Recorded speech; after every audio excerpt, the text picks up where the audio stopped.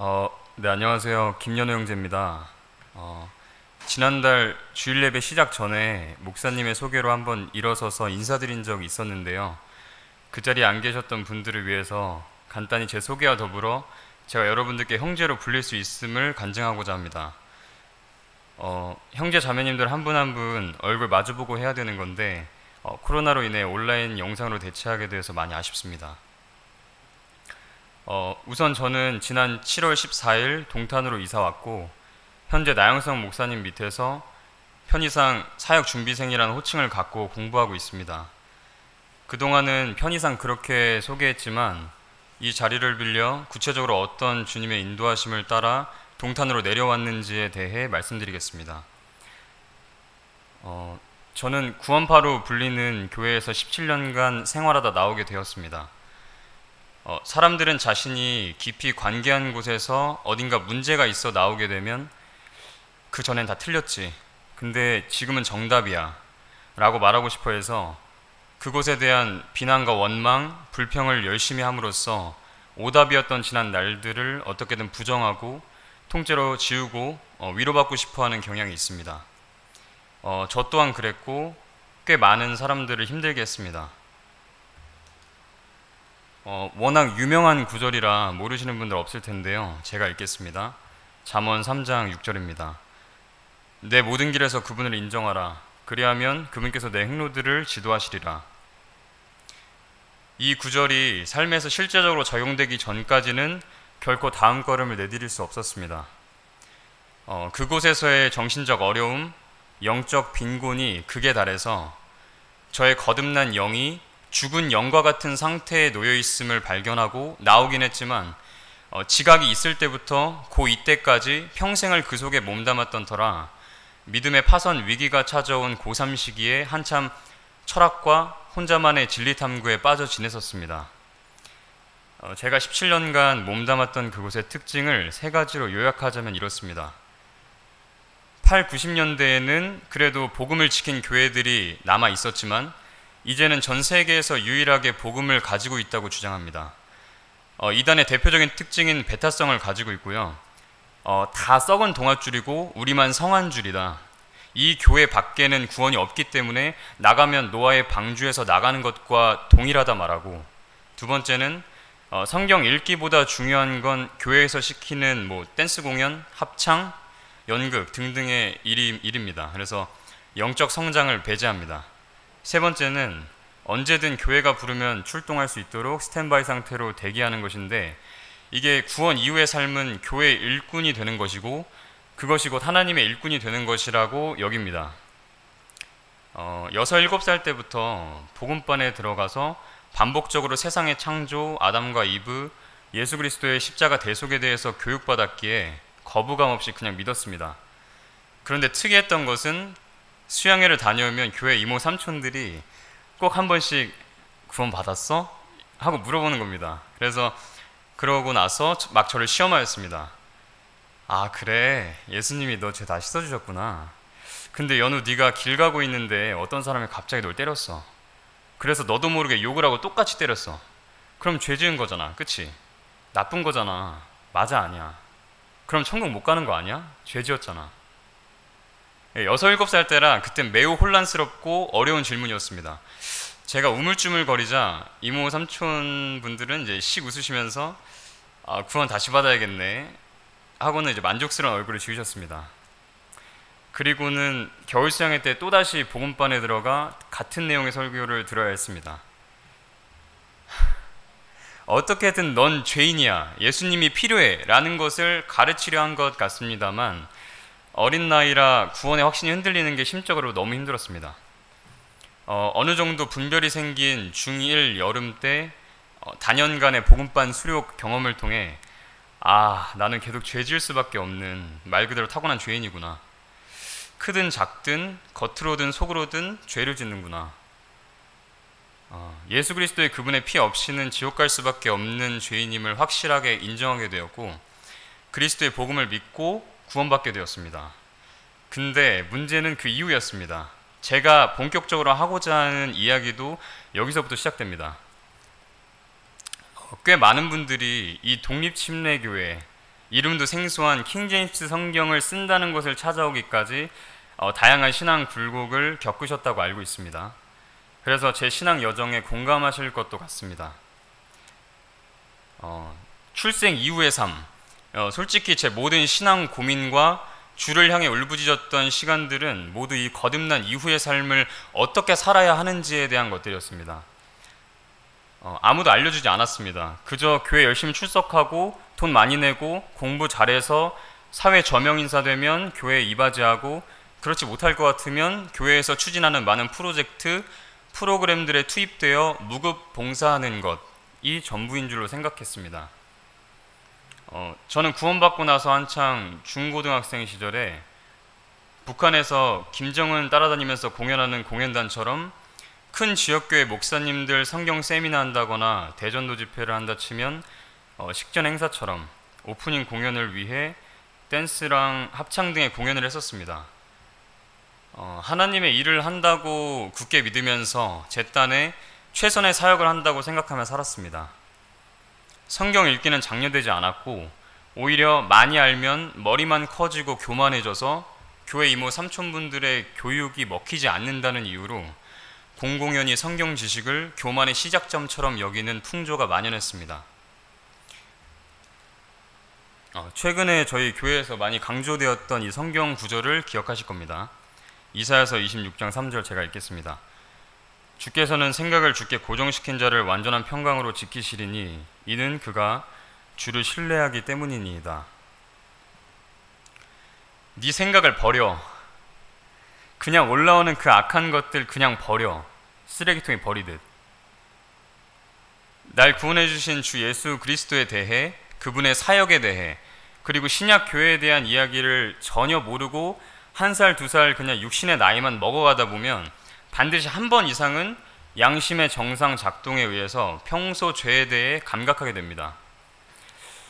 나 이렇게 악한 생각 품었는데 이게 자꾸 생각이 나네. 괴로운데. 이런 생각이 매이기 싫은데 왜 자꾸 죄악된 생각을 하게 되는 거지? 나 구원받았는데. 고등학교 1, 2학년 때가 가장 절정이었습니다. 한창 때다 보니 여러 가지 육신의 정욕, 안목의 정욕, 인생의 자랑 이런 거에 취약하던 때였습니다. 거듭난 사람의 분명한 특징을 가지고 있었고 죄에 대한 감각이 예민했기에 그곳에서 배운 대로 너 그거 악한 생각이야, 버려. 이 사이클 속으로 열심히 제 자신을 올가매고 반복 훈련했습니다. 이제 와서야 이런 행동들이 성화를 위한 영적 성장에 대한 갈망의 표현이었음을 알지만 그 당시에는 배운 게 그거였기 때문에 남들보다 뛰어나다는 생각, 성적이 낮은 다른 친구들과 내심 비교하면서 얻는 우월감 같은 모든 생각들 하나하나 죄다 아니다 판단하면서 그 생각들을 아예 인지하고 싶지 않아서 결국 이제 공부조차 하기 싫어지는 사태까지 오고 말았습니다. 제 공부의 원동력은 사람들의 칭찬과 속으로 뿌듯한 감정, 나 자신이 비상하다고 여기는 데서 왔기 때문에 앞서 말한 감정들이 절로 샘솟는 공부 그 자체를 회피하는 어리석음을 범한 것인데 정말 빈대 잡으려고 초가삼간 태운다는 속담과 일치하는 모습이었습니다. 그 당시 전 정말 악한 생각을 조금이라도 머릿속에 두기 싫고 인지의 영역에 두기 싫어서 그런 건데 주변에서는 그래도 학생인데 공부해야지, 공부 잘하면 크게 쓰임받아, 하나님이 공부 잘하는 사람 기뻐하셔, 이런 말뿐이었습니다. 선생님, 근데 저는 그걸 하면 마음이 너무 심하게 높아지고 붕 뜨는데요. 다른 사람들 판단하고 내려다보는데 전 그러기가 싫거든요. 어떻게 해야 되죠? 믿는 사람들이 말이야, 응? 돈 번다고 일에 빠져가지고 하나님 나라 확장을 위해 교회에 모여 복음을 위한 일을 해야지. 세상적으로 얼마나 더 잘 살아보겠다고 승진 후에 공부한다, 좋은 대학 간다, 공부한다 그러고 있습니까? 강단에서는 이렇게 소리치니 어느 장단에 맞춰야 할지 알 수가 없었습니다.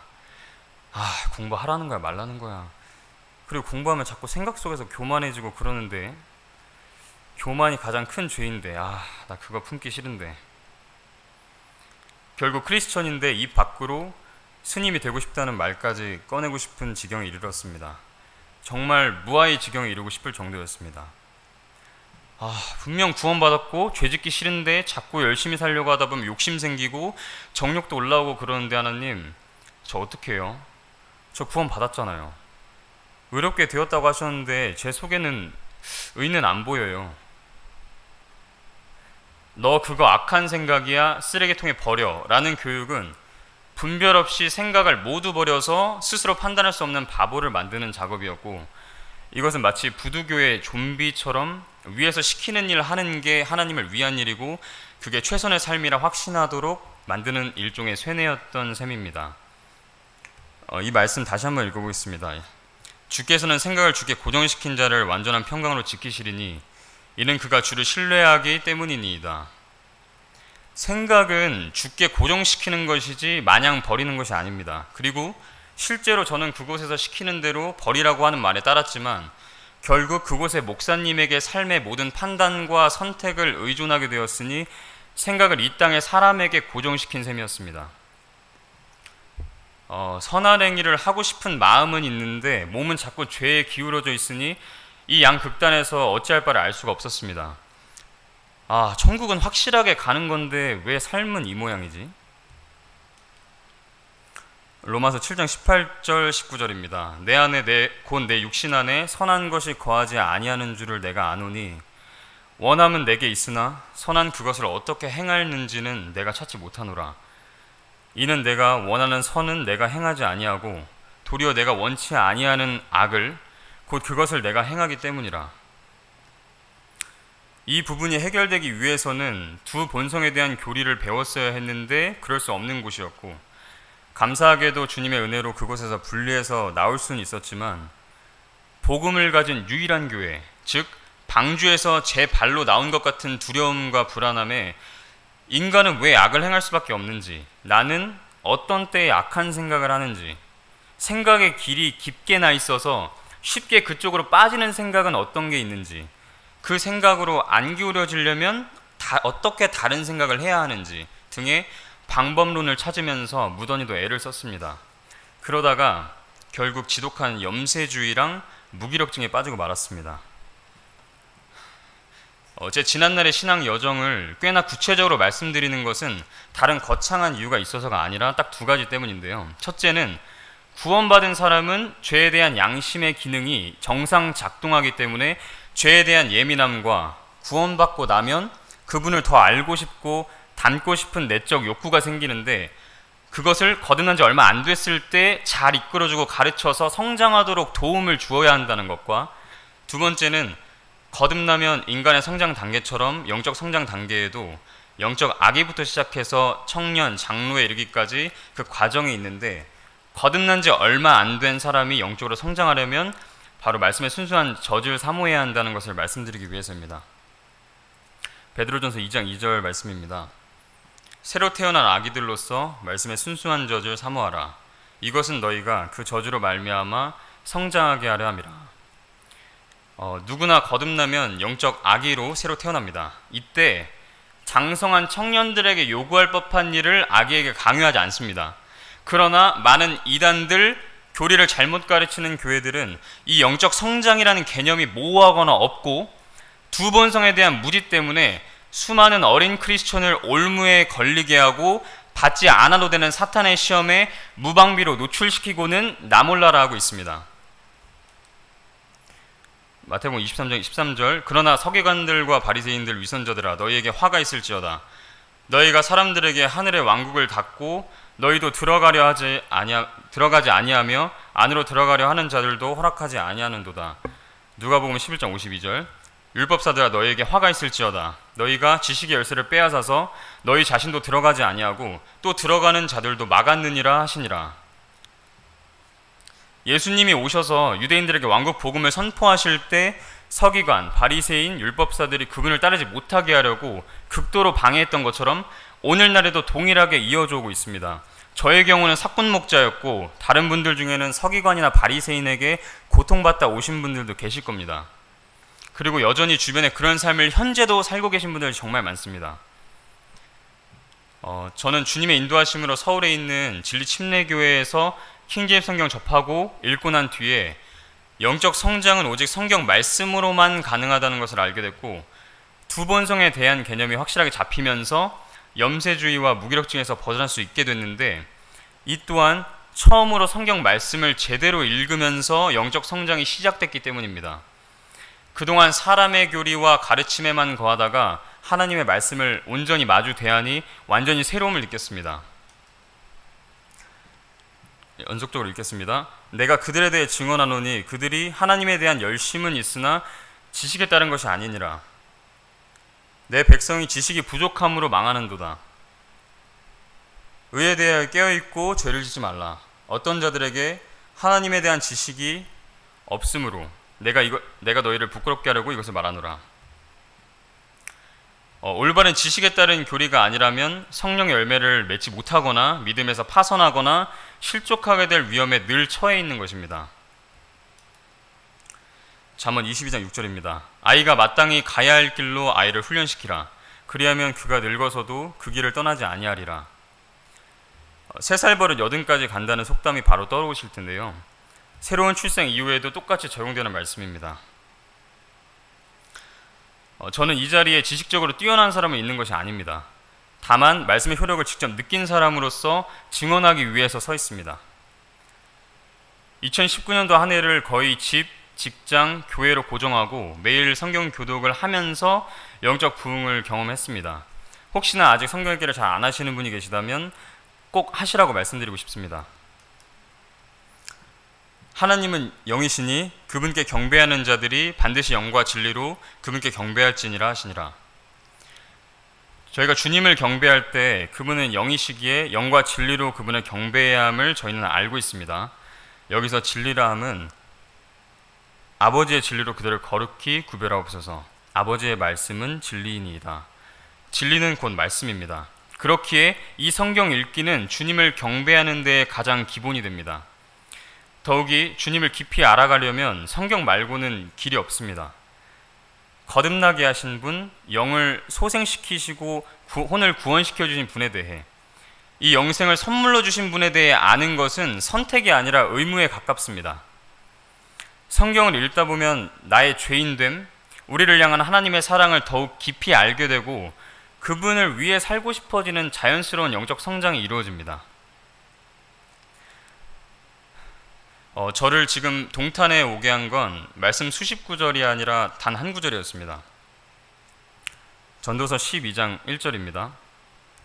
이제 내 젊은 시절에 내 창조자를 기억하라. 곧 재난의 날들이 이르기 전에, 혹은 네가 말하기를 내가 이 해들을 기뻐하지 아니하노라 하는 그런 해들이 가까이 이르기 전에, 이제 내 젊은 시절에 내 창조자를 기억하라. 2019년도 기도 제목이었는데요. 그 한 해 동안 오직 성경 말씀을 통해 저의 존재 목적, 구원 이후의 삶에 대해서 알게 되었습니다. 주 하나님을 기쁘시게 하는 삶을 살자. 나는 나의 결대로 남이 되려고 하지 말고 지금껏 주님께서 빚어오신 모양 그대로 주께서 쓰시고자 하는 상황이나 때에 그냥 내어드리자. 지난 날들에 대해 주님의 손길을 인정하고 잠언 3장 6절 말씀을 다시 보게 되었습니다. 내 모든 길에서 그분을 인정하라. 그리하면 그분께서 내 행로들을 지도하시리라. 그분을 인정하니 지난 시간들이 마냥 시간 낭비였고 불필요한 고생을 한 거였다고 통째로 부정하는 일을 그만두게 되었고, 이런 일들을 먼저 겪은 크리스천으로서 마치 주께서 많은 생명을 큰 기근에서 구원하시려고 요셉을 먼저 이집트 땅으로 보내신 것처럼 이 말씀 기근의 시대에 영적 기아 상태에 있는 많은 혼들에게 올바른 교리와 말씀을 전해야 한다는 마음을 주셨습니다. 그리고 나서 얼마 지나지 않아서 여러 형제 자매님들, 목사님들 통해서 도움을 받고 현재는 이제 나영석 목사님 밑에서 공부하면서 말씀 사역을 준비하고 있습니다. 저는 이제 앞으로 가장 기초 교리인 구원에 대한 교리부터 다뤄보려고 합니다. 기초지만 그만큼 제일 중요하기 때문에 형제 자매님들께서 많은 기도로 함께 해주셨으면 좋겠습니다. 네, 감사합니다.